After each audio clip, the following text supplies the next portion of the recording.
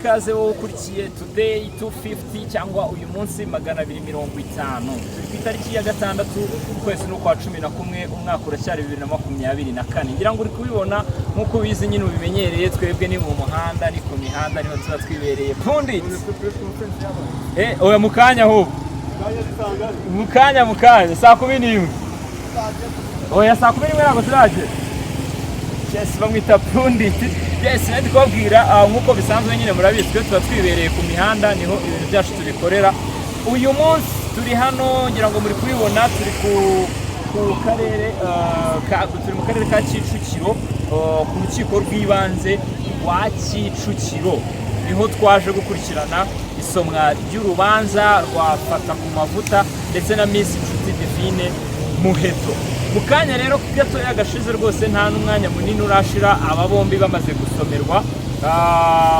Ni inkuru itari nziza kuri bamwe, abandi ni inkuru nziza, ni ibyishimo kuri bamwe, abandi ni akababaro bitewe nuko urubanza nyine rwamaze gusomwa, ibyavuyemo nabyo turaje tubibabwire. Ku isaha ya saa 9 zuzuye nibwo hatangiye gusomwa urubanza bahereye ku rwa Muheto Nshuti Divine, niwe bahereyeho basoma urubanza rwe. Imyanzuro yafashwe n'umva ibintu bivugirwa mu rukiko bari birebire, abari byinshi, barongera bagasubiramo uko baburanye, uko umushinjacyaha yabivugaga nuko bireguraga.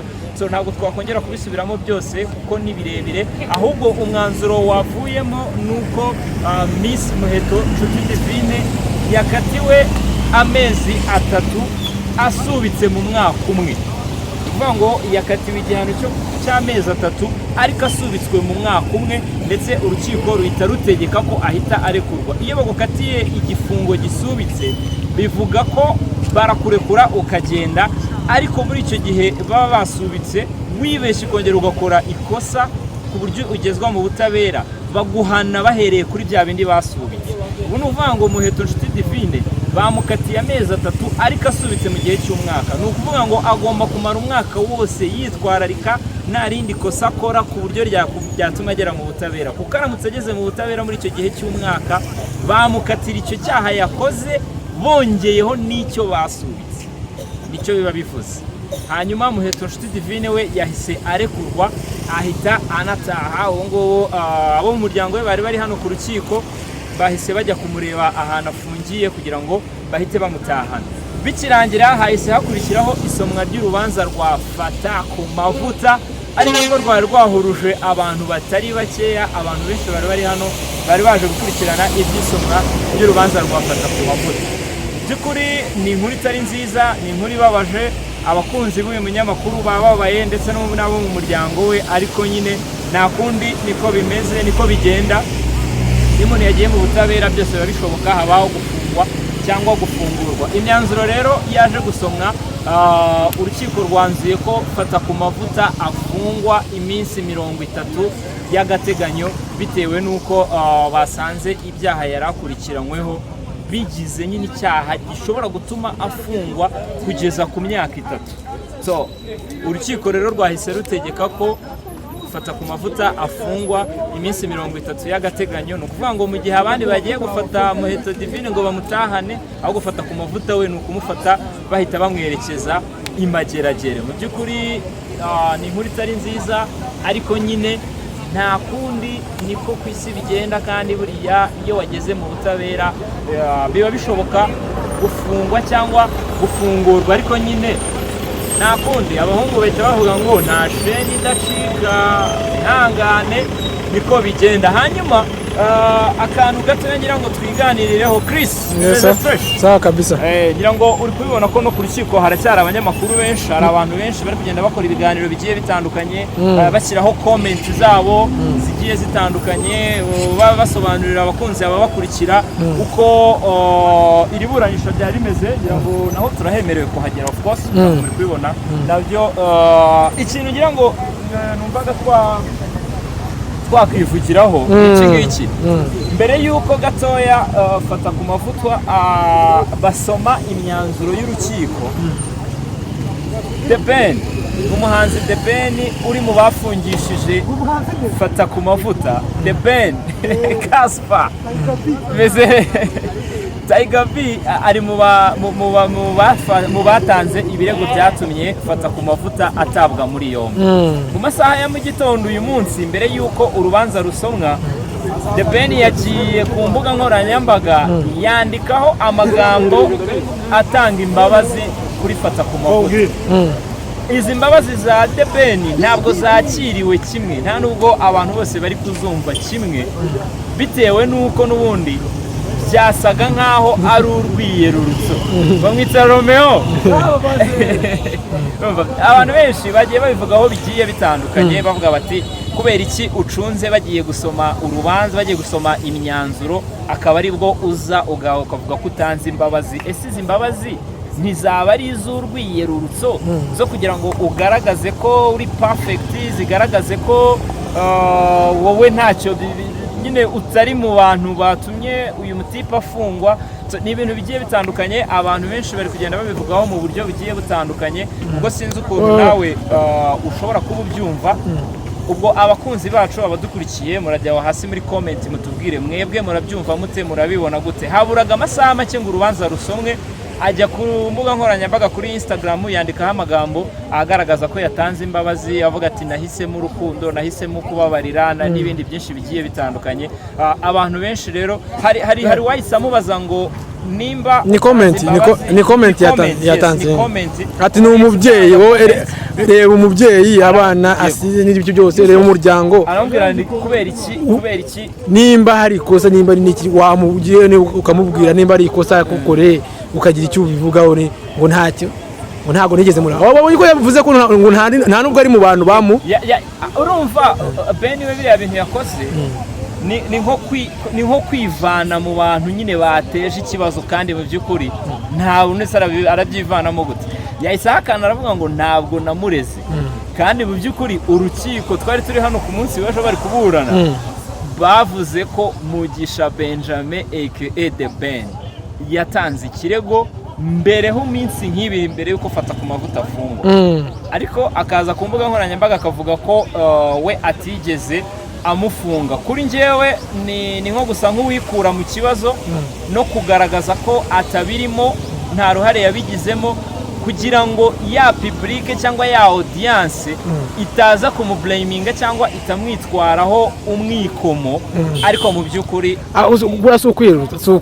kugira ngo wenda arabirutse nyine kugaragaza ko we ntabwo ari muri ibyo bintu, nyine kwikura ku kibazo twibutse n'abandi wenda bari muri iyo case. Harimo mu bandi ntabwo ari Ben wenyine watanze ikirego, ushobora kwibaza harimo Meddy, harimo Bahati Makaca, harimo n'abandi bagiye bazamo ba Muyoboke.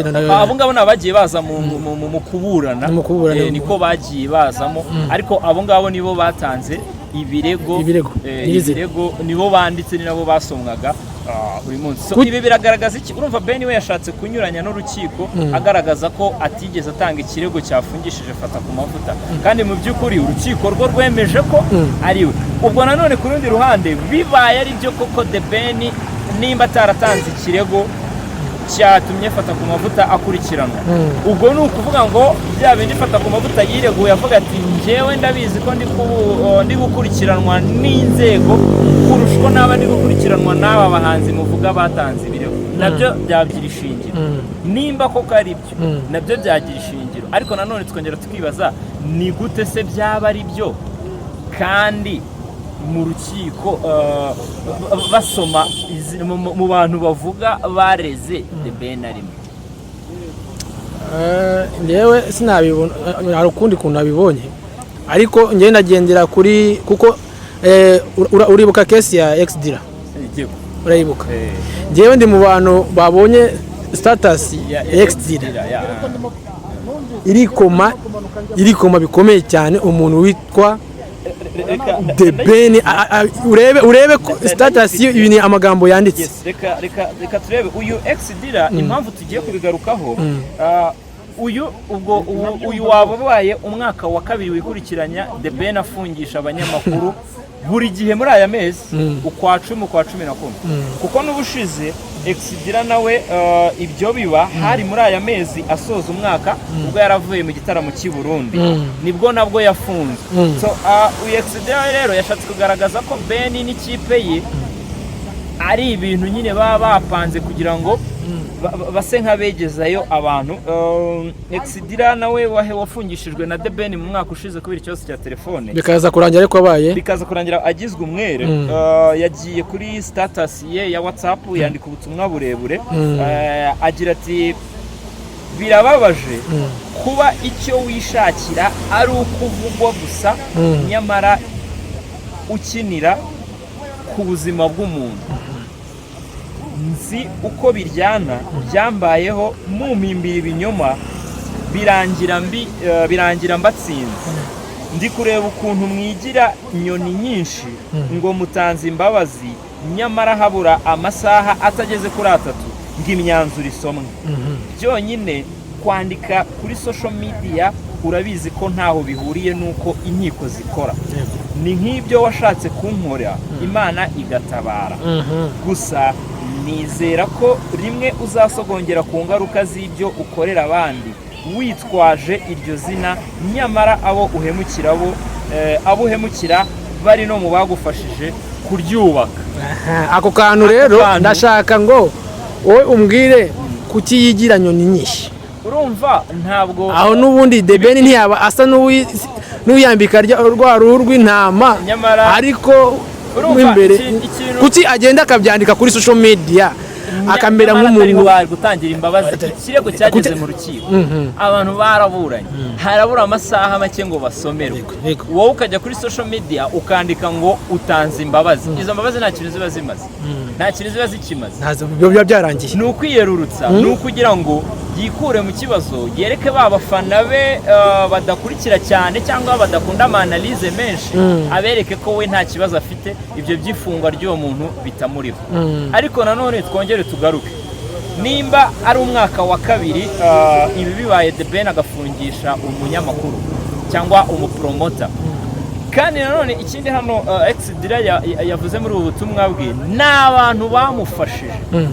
Exdira yafungishije mu mwaka washize turabizi twese ko Exdira ni promoter uruhare yagiye agira mu itegurwa ry'ibitaramo bari banajyanye by the way icyo gihe bari banajyanye mu buryo bugiye gutandukanye i Burundi bakoreye igitaramo ni Burundi bari kumwe. Urumva n'abantu bagiye bamusapo. Uyu munsi fata ku mavuta nawe bafunze nawe yagaragaje uburyo ya supportinze Ben yagaragaje uburyo yakoranye na The Ben yagaragaje uburyo yamufashije yagaragaje uburyo n'ubundi bari basanzwe bakorana bari baziranye mu buryo bumwe cyangwa ubundi.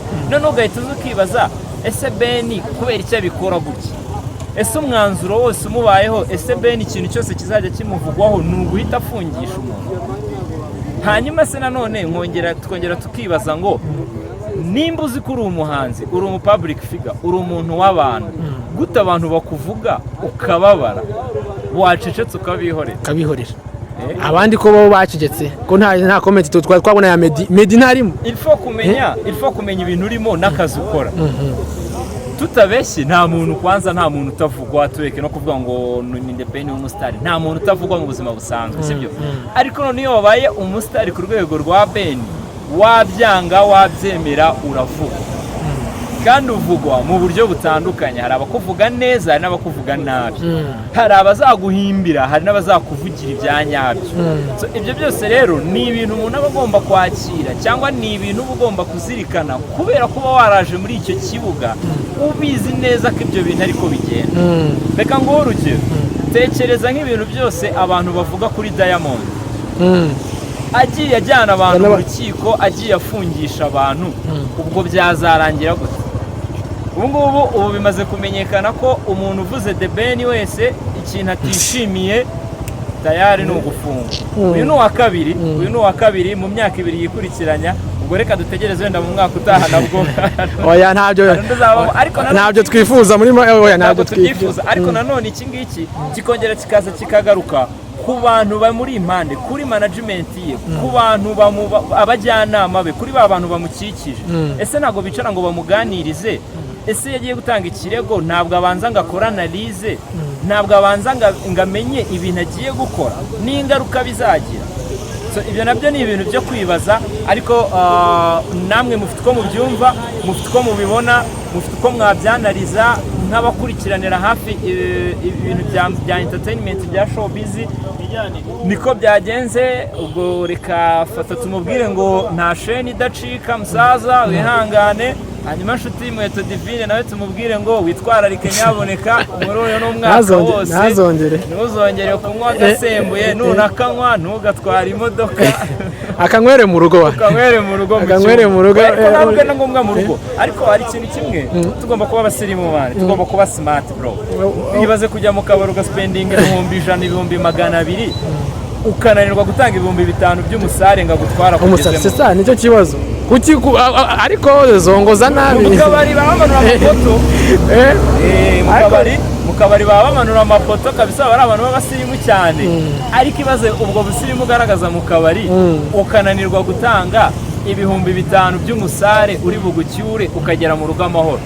Tugomba kuba smart kabimena, tugomba kuba smart ku tuntu tumwe na tumwe. Ariko niko byagenze nyine, nta kundi. Reka tubabwire ngo mukomeze mubane natwe, mukomeze mukurikire ibiganiro bitandukanye bya Today 250. Christian wakoze. Asante cyane kabisa.